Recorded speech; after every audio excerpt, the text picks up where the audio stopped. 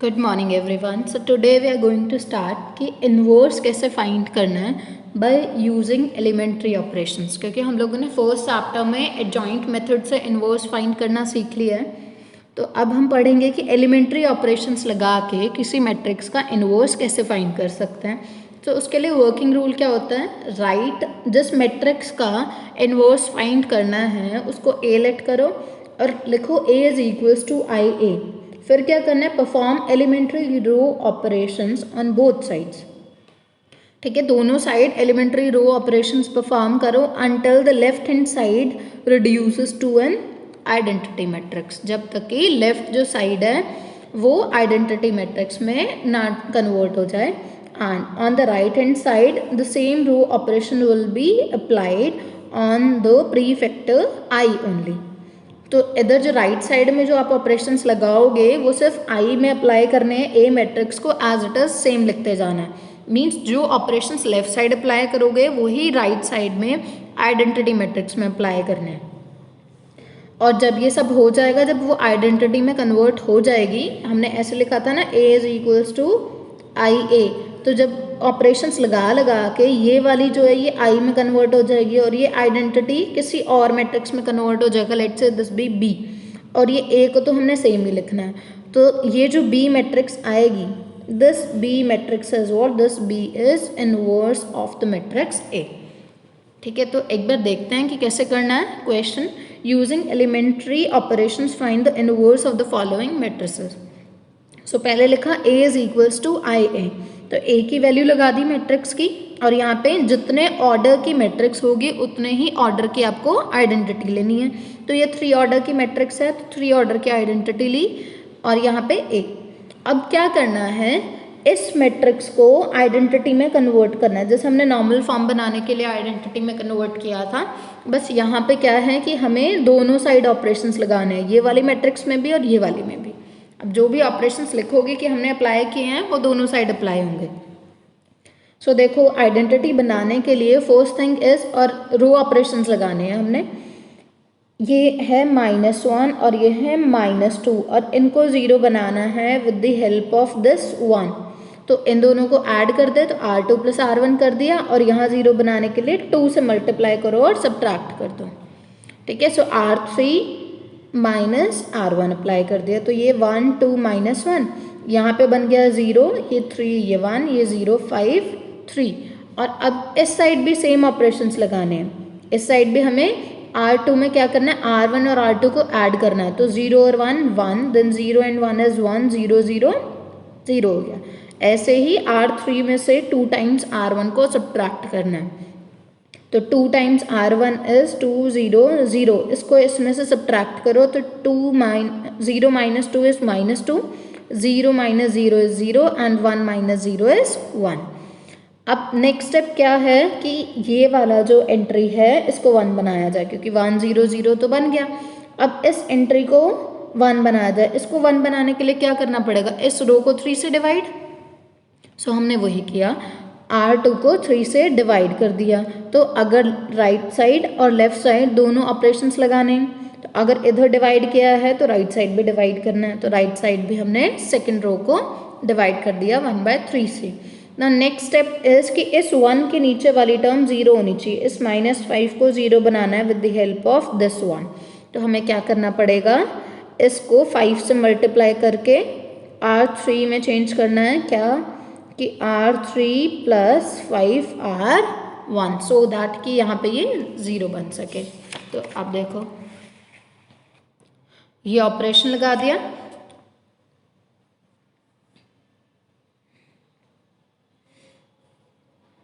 और एक और ऑपरेशन लगाया R1 में, मतलब ये 1 के ऊपर और नीचे एक ही साथ 0 बना ली।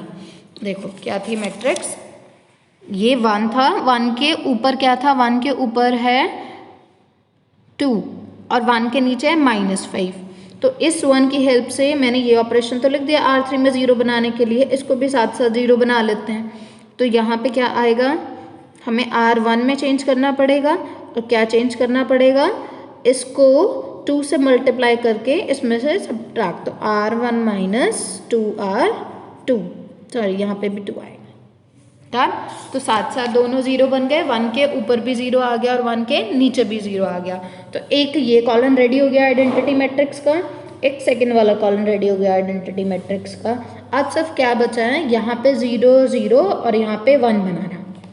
तो पहले 1 बनाते हैं, फिर 1 की हेल्प से जीरोज बना लेंगे। तो अगर यहाँ 1 बनाना है तो 14/3, 14/3 1 कब बन सकता है, अगर इसको 3/14 से मल्टीप्लाई करा दो, सो दैट कि 3 से 3 और 14 से 14 कैंसिल हो जाए। सो हमने क्या किया, R3 changes to R3 into 3/14, done. तो यहाँ पे 1 बन गया और ये वाली टर्म्स तो क्योंकि इनमें तो कुछ चेंज ही नहीं किया, सिर्फ R3 में चेंज किया, और इधर राइट साइड में भी हमने मल्टीप्लाई करा दिया 3/14 से, तो ये टर्म्स आ गई। So now next step is कि यहाँ पे 0 बनना चाहिए और यहाँ पे 0 बनना चाहिए। तो उनको 0 बनाने के लिए क्या करना होगा, 1 को इसी टर्म से मल्टीप्लाई कराओ और सब्ट्रैक्ट कर लो, और यहाँ पे 1 को इसी टर्म से मल्टीप्लाई कराओ और ऐड कर लो, ठीक है। तो ये दोनों ऑपरेशंस लगा दिए और ये क्या बन गया, 0 0 1, और ये जो मैट्रिक्स है, अब ये फॉर्म आ गई ना, जैसे मैंने लिखा था I is equals to B times A। तो दिस B मीन्स ये वाली जो मैट्रिक्स है, this matrix is inverse of A, ठीक है। So A inverse is equals to 1/14, 3 -1 5, 5 3 -1। ये जो 14 है ना, उसको थ्रू आउट कॉमन ले लिया बाहर, क्योंकि 14 सबके नीचे था, तो ये निकल गया A इनवर्स, ठीक है। एक और एग्जाम्पल देख लेते हैं कि आप लोगों को अच्छे से क्लियर हो जाए। अब देखो इस एग्जाम्पल में क्या गिवन है, calculate the inverse of this matrix by application of, first में लिखा प्योरली एलिमेंट्री रो ऑपरेशन, सिर्फ एलिमेंट्री रो ऑपरेशंस लगाने हैं। सेकेंड पार्ट में लिखा है सिर्फ एलिमेंट्री कॉलन ऑपरेशंस लगाने हैं। तो करना सेम ही काम है, A is equals to I, A लिखा मैट्रिक्स को, उसके बाद इसको आइडेंटिटी में कन्वर्ट करना स्टार्ट करो, बट कन्वर्ट करने के लिए फर्स्ट स्टेप में सिर्फ और सिर्फ एलिमेंट्री रो ऑपरेशंस लगने चाहिए, और सेकंड वाले में जब हम करेंगे तो हम सिर्फ कॉलन ऑपरेशंस लगाएंगे। तो एक बार देखते हैं, पहले 1 है, यहाँ 0 है, यहाँ पे क्या चाहिए 0, तो हमने क्या किया, R3 - 5 R1 कर दिया, तो यहाँ 0 बन जाएगा, तो ये टर्म आ गई 0, और सेम ऑपरेशन हमने क्या लगा दिया, आइडेंटिटी मैट्रिक्स में, मीन्स राइट साइड भी लगा दिया, तो ये कन्वर्ट हो गई। देन नेक्स्ट स्टेप इज कि यहाँ पे 1 बनाना है, यहाँ पे 1 बनाने के लिए यहाँ 4 है, 4 को 1 बनाने के लिए 4 से डिवाइड कर दें, तो दोनों साइड 4 से डिवाइड कर दिया सेकेंड रो में। देन नेक्स्ट स्टेप इज कि यहाँ पे क्या है, -13, और इसके ऊपर क्या है 3, तो इस 1 की हेल्प से इस 3 को और इस -13 को दोनों को 0 बनाना है, तो उसके लिए ऑपरेशंस ये दोनों लगेंगे, क्लियर। तो ये दोनों ऑपरेशंस लगाए और यहाँ पे 1 0 1 0 बना दिया। नेक्स्ट स्टेप इज कि यहाँ पे क्या चाहिए, हमें 1 चाहिए, तो इसको -4/15 से डिवाइड कर दें, तो -4/15 से डिवाइड किया R3 को, तो यहाँ 1 बन गया। देन इस 1 की हेल्प से यहाँ 0 और इस 1 की हेल्प से यहाँ भी 0, दोनों जगह 0 0 चाहिए। तो हमने क्या किया, यहाँ पे ऑपरेशंस लगा दिए, R1 plus R3 times -5/4, means इसका वही सेम मतलब है कि हमने क्या ऑपरेशन लगाया, R1 changes to R1 - 5/4 times of R3, तभी यहाँ 0 बनेगा। और इसके लिए क्या लगाना पड़ेगा, R2 में R2 changes to R2 - 1/4 of R3, ठीक है। तो ये दोनों ऑपरेशंस लगाए और यहाँ पे हमें जीरोस मिल गई, तो ये आइडेंटिटी मैट्रिक्स में कन्वर्ट हो गई, और ये वाली जो मैट्रिक्स है, this is the inverse of matrix A। अब एक बार देखते हैं कॉलन्स वाला, सिर्फ कॉलन लगा के कैसे हमने 0 बनाया। तो मैट्रिक्स तो सेम ही है, आंसर सेम ही आएगा, बट हमें क्या करना है, इस बार सिर्फ कॉलन ऑपरेशंस लगाने हैं। तो यहाँ पे है 1, यहाँ है 3, यहाँ है 2, कॉलन ऑपरेशंस लगाने हैं। तो पहले 1 के साइड में यहाँ पे 3 को 0 बनाओ और इस 2 को 0 बनाओ with the help of this 1। तो उसके लिए क्या किया, C2 - 3C1 and C3 - 2C1, C1 की हेल्प से इसको 2 से मल्टीप्लाई किया और 0 बना लिया, और इसके लिए 3 से मल्टीप्लाई किया और 0 बना लिया। डन इतना। अब देखो ये क्या बन गया, 105 04 -13 01 -7। तो हमें यहाँ पे 1 0 0 0 0 0 1 और यहाँ 0 ऐसे चाहिए होता है। तो देखो या तो आप क्या कर लो, 4 से डिवाइड कर दो इस कॉलम को। अगर आप 4 से डिवाइड करेंगे तो यहाँ 1 बन जाएगा, या इससे अच्छा एक और ऑप्शन है, इस वाले कॉलम में तो इस एंट्री पे 1 है ही है, तो आप क्या करो इसको इंटरचेंज करके यहाँ ले आओ और इधर वाले को इधर ले जाओ, तो हमें डिवाइड ही नहीं करना पड़ेगा। हम फ्रैक्शंस को थोड़ा सा मतलब प्रेफर नहीं करते, फिर फ्रैक्शंस में कैलकुलेशन करना थोड़ा मुश्किल हो जाता है ना, तो इसलिए मैंने क्या किया, इसी को इधर शिफ्ट कर लिया। तो यहाँ पे 1 ऑलरेडी मिल गया, अब हमें एक काम हमारा आसान हो गया।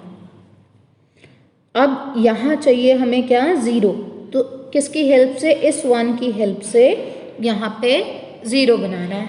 तो कैसे बनेगा, इसको 4 से मल्टीप्लाई करो और सब्ट्रैक्ट कर दो, तो वही किया हमने। तो यहाँ अब ये वाली रो भी कंप्लीट बन गई है, ये वाली रो भी आइडेंटिटी वाली फॉर्म की बन चुकी है। अब ये वाली फॉर्म के लिए हमें यहाँ क्या चाहिए, 0 0 1। तो सबसे पहले यहाँ पे 1 बनाओ, सबसे पहले 1 बनाते हैं फिर जीरोस बनाते हैं, तो काम आसान रहता है। तो यहाँ पे 1 बनाने के लिए 15 से डिवाइड किया, तो ये आ गया 15 से डिवाइड करके। डन, क्योंकि कॉलन कॉलन ऑपरेशन लगाने हैं, तो हमने C3 को 15 से डिवाइड कर दिया, तो ये और ये तो अनचेंज रहे और यहाँ पे 0 0 1 आ गया, और इनको 5/15 1/15 और -4/15। डन। देन C1 अब क्या करना है हमें नेक्स्ट, ये वाला 5 और ये वाला -7 0 चाहिए, तो उसके लिए ऑपरेशंस लगा दिए ये दोनों और यहाँ पे कन्वर्ट हो गया। तो ये जो मैट्रिक्स हुई थी ये आइडेंटिटी में कन्वर्ट हो गई। तो ये जो बनी हमारे पास सेकंड वाली, यहाँ पे क्या मिला हमें, ये मिल गया इनवर्स। बस उसमें और इसमें एक चीज़ का डिफरेंस है, देखो जब हम ऐसे लिखते हैं ना, A = IA, ठीक है, तो हमें क्या लगाने होते हैं, रो ऑपरेशंस। ठीक है, इस टाइप से अगर हम करते हैं तो हम रो ऑपरेशन लगा सकते हैं इस आइडेंटिटी मैट्रिक्स में। मींस अगर A में रो ऑपरेशन लगाएंगे तो इस पहली वाली मैट्रिक्स में भी रो ऑपरेशंस लगेंगे। बट अगर हम कॉलन ऑपरेशंस लगाते हैं ना, अगर हम कॉलन ऑपरेशंस लगाते हैं तो वो कौन सी वाली मैट्रिक्स में हमें लगाने पड़ते हैं, सेकंड वाली में। मींस अगर A IA लिखा है और मैंने कॉलन ऑपरेशन लगाए A के अंदर, A में मैंने कॉलन ऑपरेशन लगाए, तो यहाँ जो दो का प्रोडक्ट में मैट्रिक्स लिखे हुए हैं ना ये, तो यहाँ जो कॉलन ऑपरेशंस आपको लगाने पड़ेंगे वो किधर लगाने पड़ेंगे, सेकंड वाली मैट्रिक्स में। तो इसलिए हम लोगों ने क्या किया है, जब कॉलन ऑपरेशंस लगा के मैट्रिक्स फाइंड करनी थी तो हमने इसको ऐसे लिख लिया, A AI।